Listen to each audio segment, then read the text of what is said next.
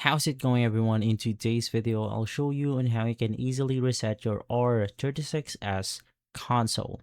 Now, resetting your console is going to be extremely simple. As you can see right here at the side buttons or at the side of our consoles, there's going to be two buttons.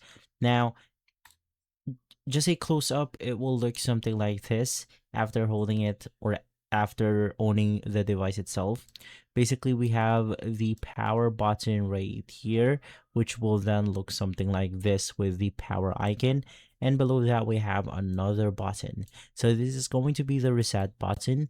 You just want to press this one time. If it didn't work, you want to press it 3 to 5 seconds. And from there, it will then turn your screen black and wait for it to turn on, and you have successfully resetted your console.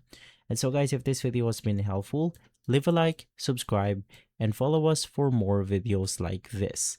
And as always, thanks for watching.